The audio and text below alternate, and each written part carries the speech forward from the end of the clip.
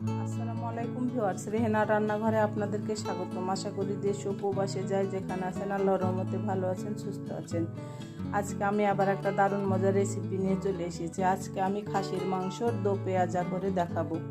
এখানে আমি খাসির মাংসগুলোকে কেটে ধুয়ে পরিষ্কার করে নিয়েছি। তারপরে একটা ছাকনাতে রেখে আমি পানিটা ঝরিয়ে নিয়েছি। এখানে আপনার 1 কেজি 800 গ্রাম খাসির মাংস আছে। মাংসগুলো আমি রেগুলার কাট করে কেটে নিয়েছি, বড়ও না ছোটও না, রেগুলার কাট। দেখুন, এবার মাংসগুলোকে আমি ম্যারিনেট করে নেব। আমি দিয়ে দেবো কেটে ধুয়ে পরিষ্কার করে রাখা মাংস। আমি দিয়ে দেবো আদা বাটা 2 চামচ, রসুন বাটা 2 চামচ। আমি দিয়ে দেবো গরম মশলা। এখানে একটা তেজপাতাকে আমি অর্ধেক করে নিয়েছি। আপনার 1 ইঞ্চি সাইজের 3টা দারচিনি আছে, 5টা সাদা এলাচ, 15-20টা গোলমরিচ, 5-6টা লং। আমি গরম মশলাগুলো দিয়ে দিলাম। আমি দিয়ে দেবো গুঁড়া মশলা। এখানে আছে জিরার গুঁড়া 1 চামচ, ধনের গুঁড়া 1 চামচ, মরিচের গুঁড়া 1 চামচ, হলুদের গুঁড়া 1 চামচ, স্বাদ অনুযায়ী লবণ। আমি গুঁড়া মশলাগুলো দিয়ে দিলাম। আমি এখানে একটা পেঁয়াজ কুচি দিয়ে দেবো। আমি দিয়ে দেবো 2 টেবিল চামচ তেল, রেগুলার তেল, সয়াবিন তেল। এবার মাংসটাকে আমি ভালো করে ম্যারিনেট করে নেব। মাংসটা হাত দিয়ে ভালো করে চেপে চেপে ম্যারিনেট করে নিতে হবে, তাহলে মাংসের প্রত্যেকটা কোনায় কোনায় মশলা ঢুকে যাবে। আমি মাংসটাকে ম্যারিনেট করে নিয়ে একেবারে ফিরে আসছি। মাংসটা আমার ম্যারিনেট করা হয়ে গেছে। এবার আমি মাংসটাকে 1 ঘন্টা রেস্টে রেখে দেবো।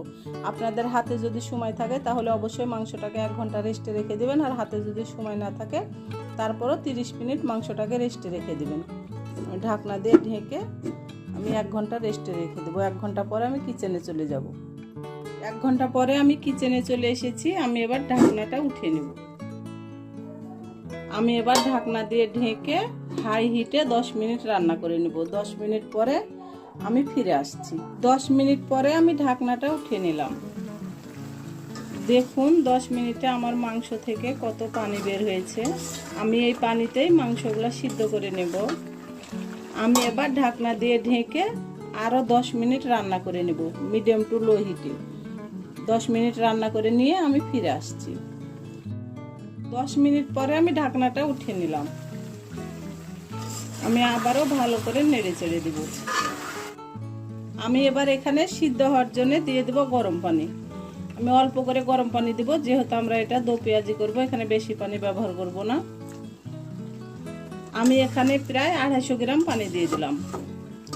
আমার রেসিপিগুলো যদি ভালো লাগে তাহলে আমার ভিডিওগুলো দেখার অনুরোধ রইল। যদি ফেসবুক থেকে দেখেন তাহলে অবশ্যই একটা ফলো দিয়ে দিন।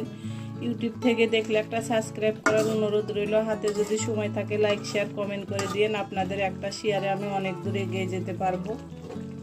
আমি এবার ঢাকনা দিয়ে ঢেকে 40 মিনিট রান্না করে নেব। 40 মিনিট পরে আমি রান্না করে একেবারে ফিরে আসছি। 40 মিনিট পরে আমি ঢাকনাটা উঠিয়ে নিলাম। আমি চেক করে নিয়েছি, আমার মাংসগুলো খুব সুন্দরভাবে সিদ্ধ হয়ে গেছে। এবার আমি মাংসগুলোকে উঠিয়ে নেব। আমি সম্পূর্ণ মাংস উঠিয়ে নিয়ে আমি একেবারে ফিরে আসছি। চুলায় আমি কড়াই চাপিয়ে দিয়েছি, গ্যাসটা আমি অন করে দিয়েছি। এবার আমি দিয়ে দেবো তেল, রেগুলার তেল, সয়াবিন তেল। আমি এখানে 1 কাপ তেল দিয়ে দিলাম। আমি দিয়ে দেব এখানে 1/2 চামচ জিরা, আস্ত জিরা। আমি এবার দিয়ে দেব পেঁয়াজ কুচি। আমরা যেহেতু দো পেঁয়াজি করছি, পেঁয়াজটা অবশ্যই বেশি দিতে হবে। আমি এখানে 1 কাপ পেঁয়াজ কুচি দিয়ে দিলাম। আমি এবার পেঁয়াজটাকে ব্রাউন কালার করে ভেজে নেব। পেঁয়াজটাকে ব্রাউন কালার করে ভেজে নিয়ে আমি ফিরে আসতেছি। পেঁয়াজটা আমার ব্রাউন কালার হয়ে গেছে। আমি এবার দিয়ে দেব সিদ্ধ করে রাখা মাংস। আমি যেহেতু খাসির মাংস ব্যবহার করলাম, খাসির মাংসতে প্রচুর চর্বি, সেজন্য আমি তেলের পরিমাণটা কম দিয়েছি। আপনাদের মাংসতে যদি চর্বির পরিমাণ বেশি থাকে তাহলেও অবশ্যই তেলের পরিমাণটা কম দিবেন। আর আমি দিয়ে দিলাম সিদ্ধ করে রাখা মাংস। আমি দো পেঁয়াজিটা খাসির মাংস দিয়ে করলাম। আপনারা একই প্রসেসে গরু, ভেড়া, মুরগি, মহিষ সব মাংস দিয়েই করতে পারবেন। এবং এই মাংসটা আপনি সাদা পোলাও, সাদা ভাত, রুটি, পরোটা সব কিছুর সঙ্গে আপনি এটা পরিবেশন করতে পারবেন। আমি দিয়ে দেব 3-4টা কাঁচামরিচ। এটাতে ঝাল হবে না, এটা একটা ফ্লেভার সুন্দর করবে। মাংসটাকে আমি আর 5 মিনিট রান্না করে নিব। 5 মিনিট রান্না করে নিয়ে আমি ফিরে আসতেছি। আমি গ্যাসটা অফ করে দিয়েছি। মাংসটা আমার পুরোপুরি কমপ্লিট। মাংসটা আমার রান্না হয়ে গেছে। আমি সম্পূর্ণ মাংস এখানে উঠিয়ে নিয়ে আমি আপনাদেরকে পরিবেশন করে দেখাচ্ছি। হয়ে গেছে আমার পরিবেশন করা। আশা করি আমার রেসিপিটা অবশ্যই ভালো লাগবে। যদি ভালো লাগে তাহলে আমার চ্যানেলটিতে লাইক কমেন্ট শেয়ার করতে ভুলবেন না। বেশি বেশি করে সাবস্ক্রাইব করার অনুরোধ রইল।